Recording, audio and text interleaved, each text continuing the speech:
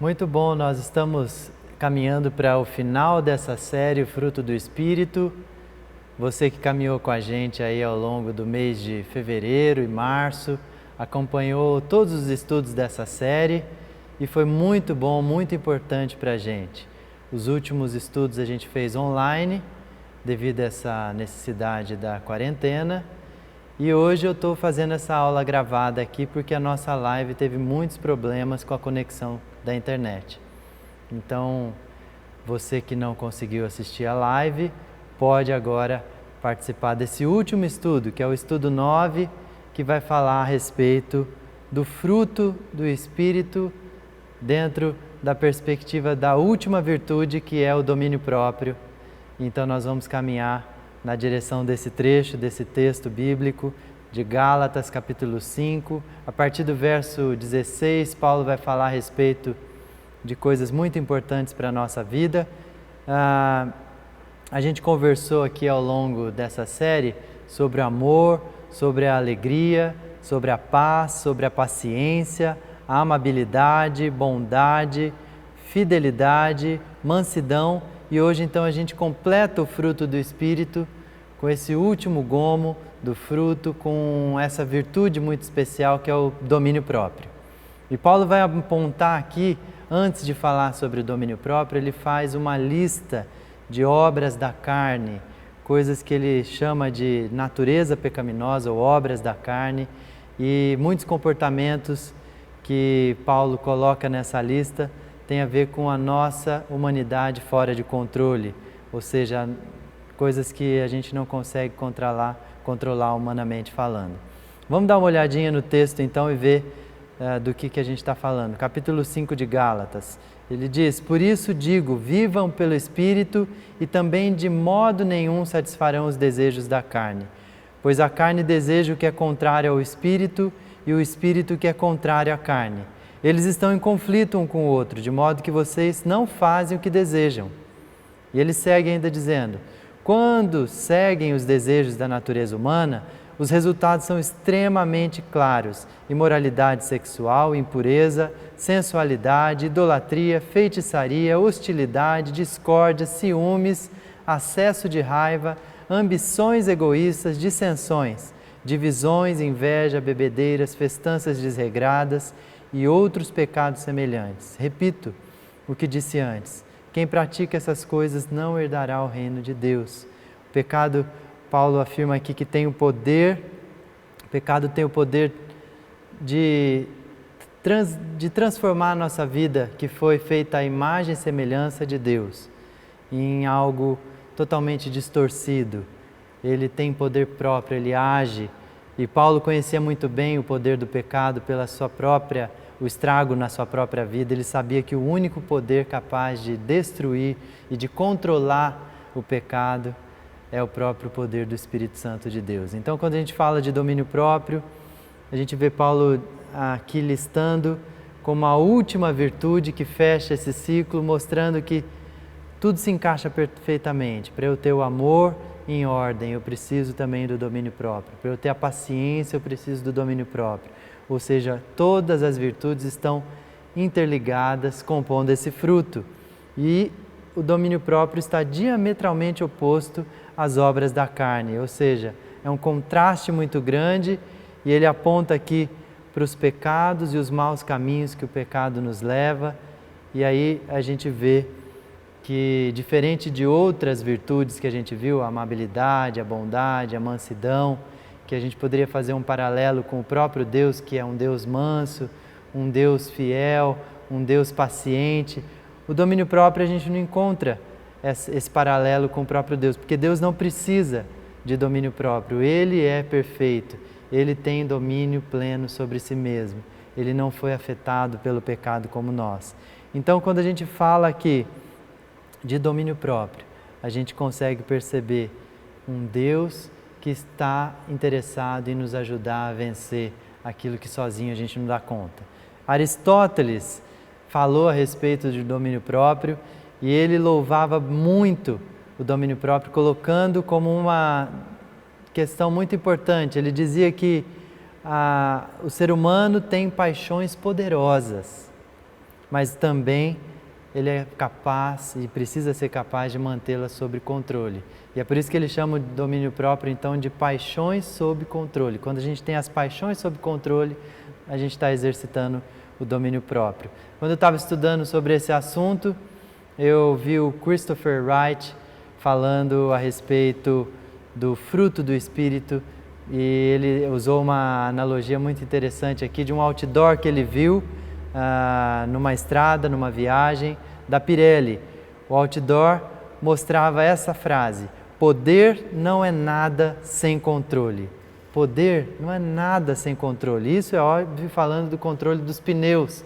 Não adianta você ter um carro superpotente, um caminhãozão, se você não tem o controle dele por meio do pneu. E aí ele falava então que essa é uma excelente imagem para a gente ilustrar o que Paulo está dizendo aqui sobre o domínio próprio.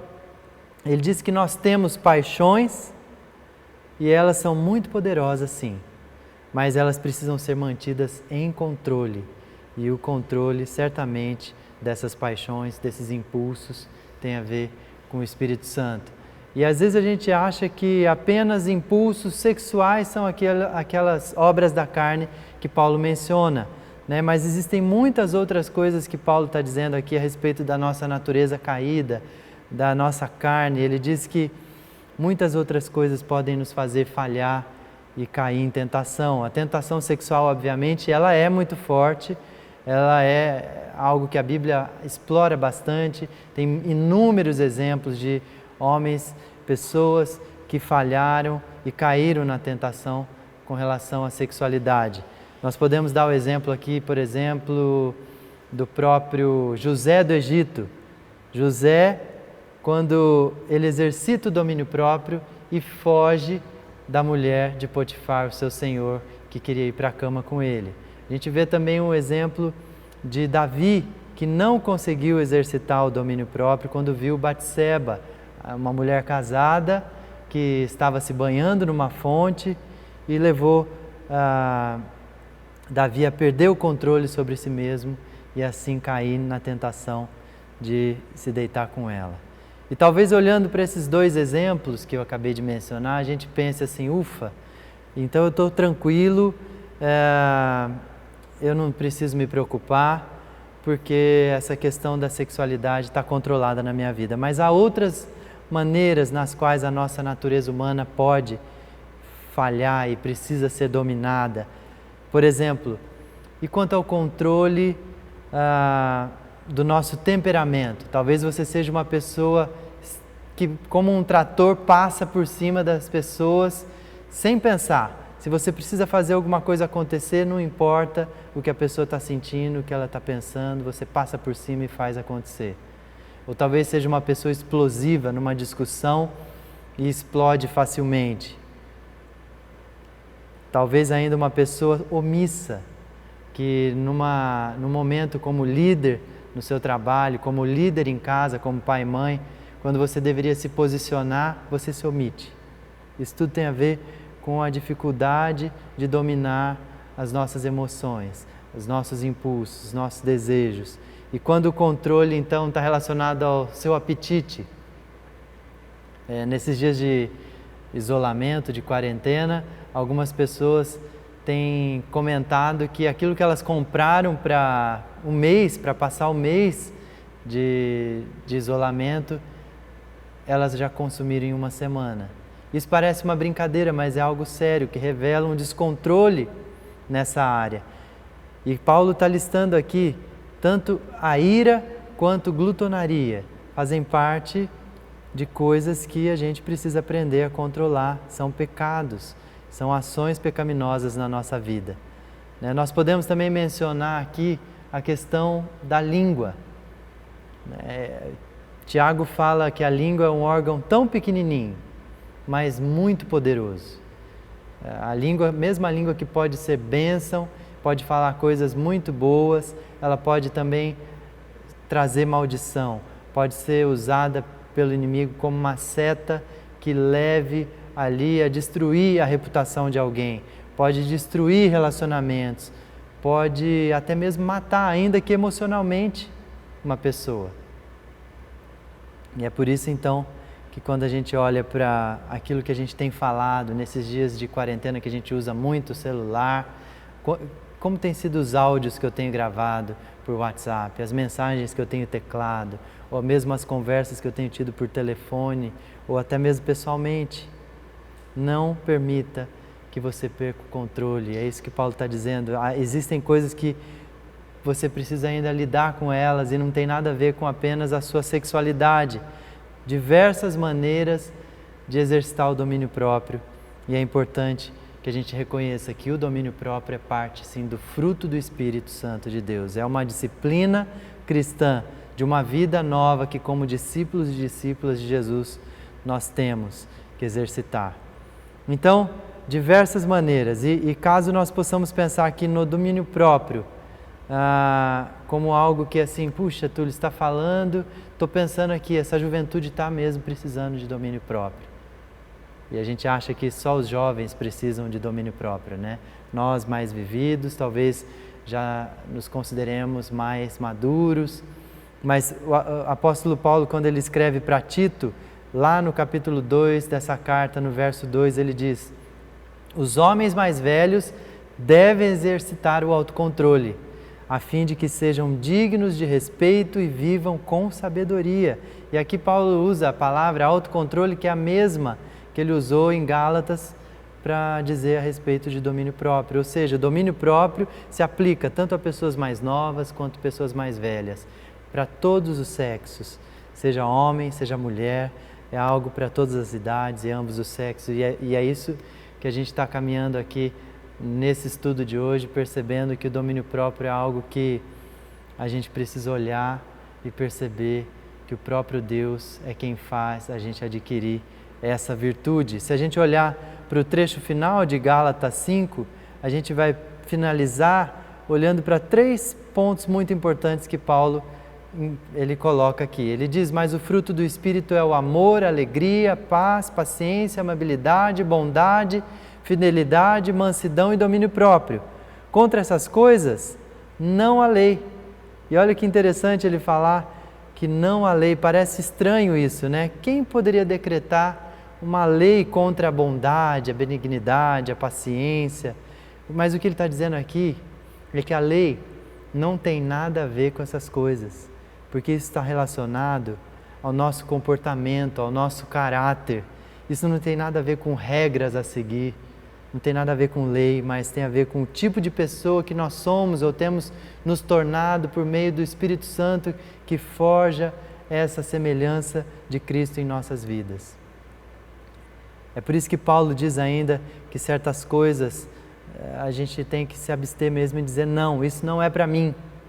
Tem certos lugares que eu não desejo, que eu não posso mais frequentar, há certas palavras que eu não devo mais dizer, há certas coisas que eu não devo mais me comprometer com elas, há certos relacionamentos que eu não devo mais manter, certas posturas que eu não devo mais adotar no trabalho, em casa, no convívio. Isso tem a ver com uma disciplina de vida, uma nova maneira de viver. Dizer não é importante, sim. É o passo que a gente dá para que o Espírito Santo possa nos ajudar a ter autocontrole, a ter o domínio próprio. Por fim, Paulo está dizendo aqui: se vivemos pelo Espírito, andemos também pelo Espírito. Ou seja, se você foi crucificado já com Cristo, a sua natureza está sendo mortificada, ande, caminhe com o Espírito Santo. Se você tem a certeza de que o Espírito Santo é quem te deu nova vida, caminhe com Ele, em sincronia com Ele. A palavra aqui tem a ver com isso mesmo. É um termo militar que Paulo usa para dizer: marche com o Espírito Santo. Mantenha o ritmo do Espírito Santo na sua vida, não o seu próprio ritmo, não o ritmo da cultura. E por que é tão importante a gente ser tão parecido com Jesus no nosso dia a dia? John Stott, num livro chamado Discípulo Radical, quando ele fala a respeito da semelhança de Cristo, ele vai nos mostrar um pouco a respeito disso. Ele diz: com as nossas próprias forças nós não vamos conseguir lutar mesmo. É claro que não, mas Deus nos deu o seu Santo Espírito para nos capacitar a cumprir o seu propósito. E aí ele cita William Temple, falando algo a respeito desse assunto. Ele diz: não adianta me dar uma peça como Hamlet ou Rei Lear e me dizer para escrever algo assim. Shakespeare podia fazer isso e eu não posso.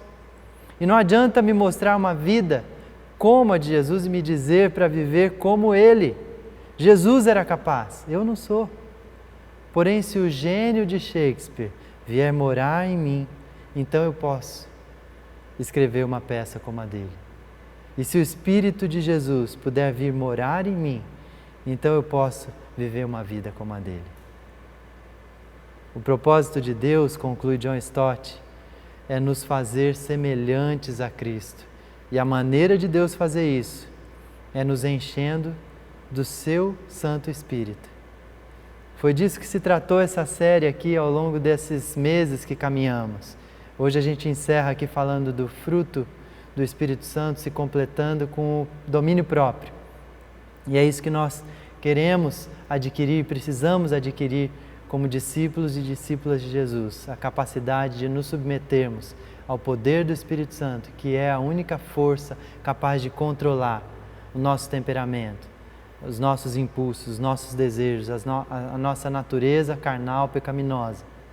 O Espírito Santo quer fazer isso, pode fazer isso, e a nossa oração nesse momento é a respeito desse assunto, para que o próprio Deus produza, por meio do seu Santo Espírito, a capacidade de controlarmos os nossos desejos. Eu quero orar com você então agora, você que está assistindo esse vídeo, você que tem aí pensando agora, puxa vida, eu me sinto frustrado muitas vezes, ouvindo a respeito desse assunto e percebendo o quão difícil é e quantas vezes eu tenho derrapado. Eu também me sinto assim, e a única forma das coisas mudarem é a gente se submeter diariamente, como o próprio John Stott fez, fazendo uma oração diária.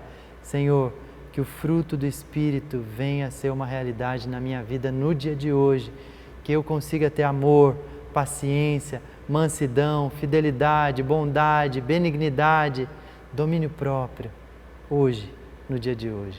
John Stott conseguiu, as pessoas que conviveram com ele dizem que ele era a pessoa que mais parecia com Jesus que elas já haviam convivido. E é possível que a gente consiga também, com o passar dos anos, perseverando nessa caminhada com Deus por meio do Espírito Santo. Aonde você está mesmo, feche seus olhos agora. Quero orar com você, quero orar por você e por mim, para que a gente dê passos nessa direção. Senhor, muito obrigado por essa palavra, por essa série que se encerra hoje aqui. E que nós caminhemos na direção de conquistar diariamente, por meio do seu Santo Espírito, a condição de termos domínio próprio, de termos a paciência, a mansidão, a bondade, o amor, a alegria, a fidelidade que vem do Senhor. Que nós possamos derramar isso sobre a vida de outras pessoas no nosso dia a dia. Que nesses dias de quarentena, de isolamento, nós possamos perceber que o Senhor quer que a gente testemunhe a respeito da nossa fé para outras pessoas. Que nós consigamos derramar o seu amor, a sua graça sobre a vida de outras pessoas. E assim o seu nome seja honrado, seja glorificado. Que nossas famílias sejam modificadas pelo poder do seu Santo Espírito que age em nós.